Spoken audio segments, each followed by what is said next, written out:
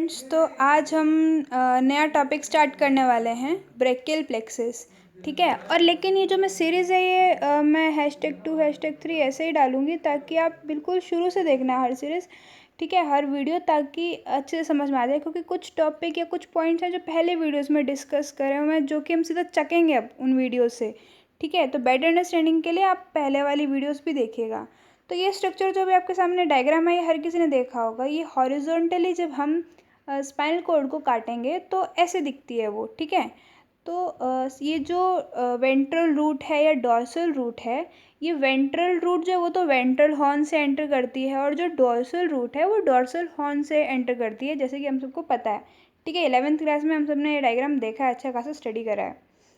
फिर ये जो डॉर्सल रूट है ये तो सेंसरी सिग्नल्स को लेके आती है, और जो वेंट्रल रूट है ये मोटर सिग्नल्स को लेके जाती है। ठीक है, फिर आगे जाके ये मिक्स हो जाते हैं। ठीक है, डॉर्सलो और वेंट्रल रूट के जो फाइबर्स हैं, क्योंकि हमें एट ए टाइम जो पोस्टीरियर सरफेस है बॉडी का, एंटीरियर सरफेस, दोनों को सेंसरी मोटर दोनों सिग्नल्स पहुंचाने होते हैं, क्योंकि एक ही नर्व अलग अलग पोर्शन को सप्लाई करती है। कोई स्किन को कर रही है, वही वही मसल को कर रही है। ठीक है, तो जो ब्रेकियल प्लेक्सस है ये हमें पता है कि स्पाइनल नर्व्स बनाती है, लेकिन स्पाइनल नर्व्स में भी जो वेंट्रल प्राइमरी रेमस है, उसके भी जो स्पाइनल नर्व्स, मतलब spinal nerve C5 C6 C7 C8 T1, इसकी जो प्राइमरी रेमस है, वेंट्रल प्राइमरी रेमस, वो मिलके जो है ब्रेकियल प्लेक्सस बनाते हैं। डोर्सल रेमस जो है पार्ट नहीं लेता है ब्रेकियल प्लेक्सस में, याद रखिएगा। ठीक है, मेंशन करना पड़ता है कि ventral primary ramus of spinal nerves C5, C6, C7, C8 and T1 form the brachial plexus. Plexus is, हम क्या बोलते हैं, गुच्छे को बोलते हैं। ठीक है, और ये ब्रेकियम पोर्शन को सप्लाई कर रहा है। ठीक है, हाथ को, ब्रेकियल और एंटी ब्रेकियल, इसलिए इसको ब्रेकियल प्लेक्सस बोल देते हैं। ठीक है, फिर हम एक इसी से रिलेटेड एक स्ट्रक्चर और देख लेते हैं। तो ये देखो, मैंने यहाँ पे सिर्फ यहाँ पे जो है वेंट्रल रूट दिखाई जा रही है, और आगे जाके देखो ये अगर यहाँ पे जो डॉर्सल रूट होती तो वो भी वो उसके ऑपोजिट साइड होती।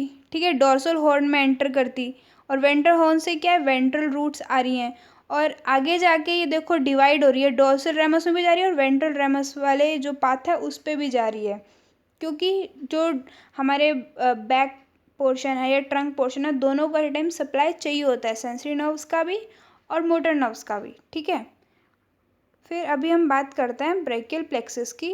तो ये देखो स्ट्रक्चर है ना, देखो C5 C6 C7 C8 T1 यहाँ पे आपको दिख रहे होंगे स्टार्टिंग में इधर। ठीक है, राइट हैंड साइड। तो इसके जो वेंट्रल प्राइमरी रेमाए हैं ये मिलके ट्रंक बनाते हैं। ट्रंक आगे जाके डिवाइड होंगे तो वो डिवीज़न क्रिएट करेंगे, डिवीज़न कोलैबोरेट होंगे तो कोड बनाएंगे, कोड आगे वापस ब्रांचेस देंगे। अब ये काफ़ी कंफ्यूजनिंग हो गया है, तो let me show you one figure. देखो ये ट्री है ना, ये हम लोगों ने, हर किसी ने बनाया। अब ड्राइंग पे मत जाना है, आई एडमिट कि मेरी बहुत बेकार ड्राइंग है। ठीक है, तो देखो रूट, सबसे पहले तो रूट्स होती हैं, तो ब्रेकियल प्लेक्सस में भी रूट होंगी C5 से T1, है ना, वो भी कौन सी, वेंट्रल प्राइमरी रेमा है। ठीक है, फिर उसके बाद ट्रंक, रूट से आगे ट्रंक होगी और इसमें भी ट्रंक बनेंगी, रूट मिल के ट्रंक बनाएंगी, 3 ट्रंक बनाएंगे, सुपीरियर, मिडल, इन्फीरियर। ये ऐसे बोल दो, लोअर, मिडल, अपर, मिडल और इन्फीरियर। ठीक है, लोअर। फिर उसके बाद ट्रंक जो है आगे डिवाइड होगा तो डिवीज़न क्रिएट होगा। हम 2 ही डिवीज़न करेंगे, क्योंकि हमें भी ना 2 ही से काम है, क्योंकि हर जो ट्रंक है वो 2-2 डिवीज़न क्रिएट करेगा। ठीक है, एंटीरियर और पोस्टीरियर, या इसको बोल दो डॉर्सल और वेंट्रल। ठीक है, फिर उसके बाद डिवीज़न के बाद ब्रांचेस निकलती हैं ट्री में, लेकिन हमें याद रखना है कि ब्रेकियल प्लेक्सस में हमें डिवीज़न के बाद कोड बनाने हैं, और कोड से ब्रांचेस निकलेंगी। ठीक है, तो ऐसे आप कोलेट कर लेना और याद रखना इसको। तो अभी देखो कि C5 और C6 मिलके जो है सुपीरियर ट्रंक बनाते हैं, ये इसको बोल दो अपर ट्रंक। फिर C7 जो ये मिडल ट्रंक बनाएगा, C8 और T1 जो है इन्फीरियर ट्रंक बनाते हैं, इसी को हम बोल देंगे लोअर ट्रंक।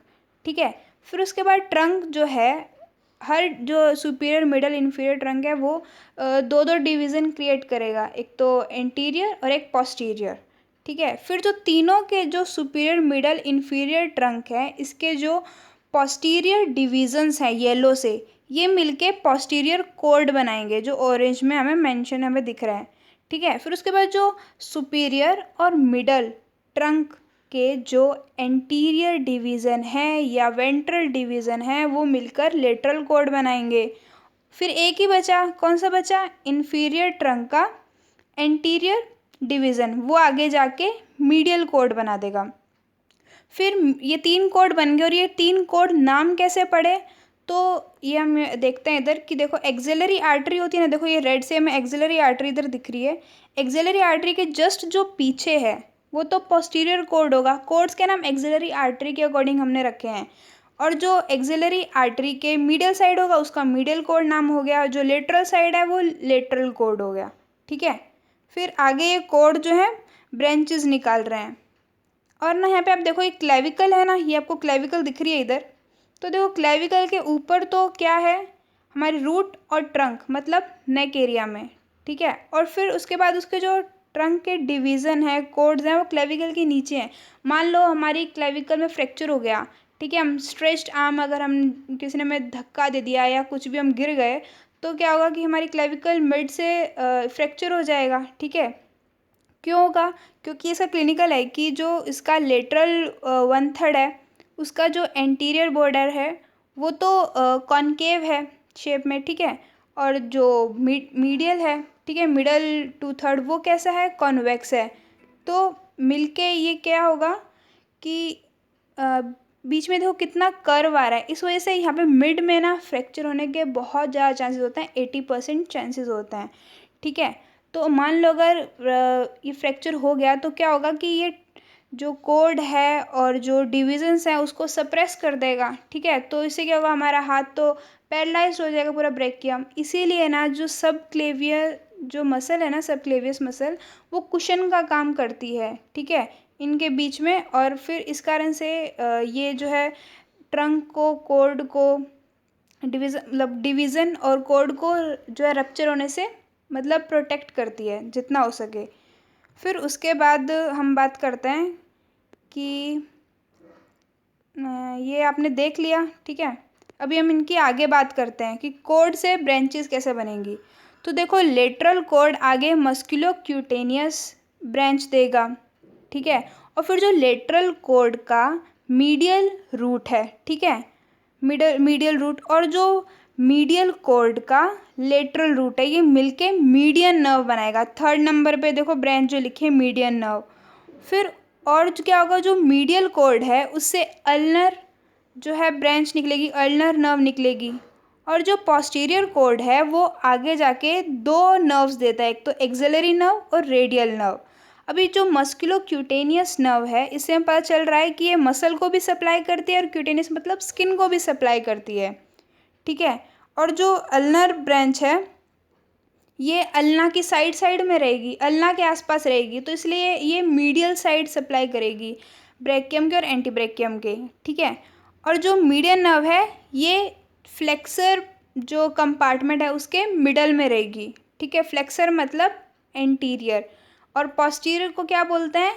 सॉरी, एक्सटेंसर मतलब पोस्टीरियर और फ्लेक्सर मतलब एंटीरियर। तो ये जो है एंटीरियर साइड में मिडल में रहेगी मीडियन नर्व।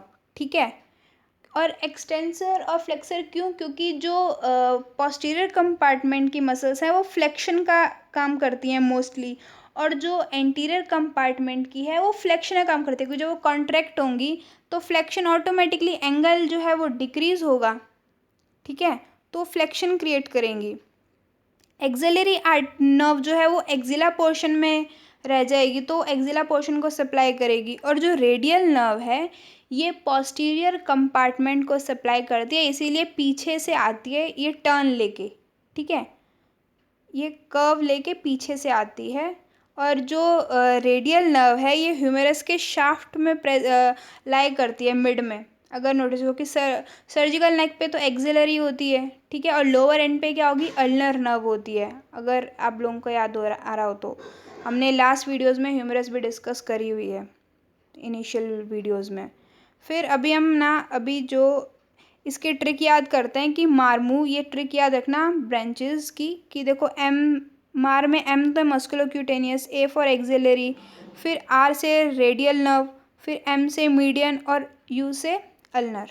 ठीक है, फिर हम बात करते हैं आगे इनकी ब्रांचेस की, कि रूट में से भी एक दो ब्रांचेस निकलती हैं, ट्रंक में से भी निकलती हैं।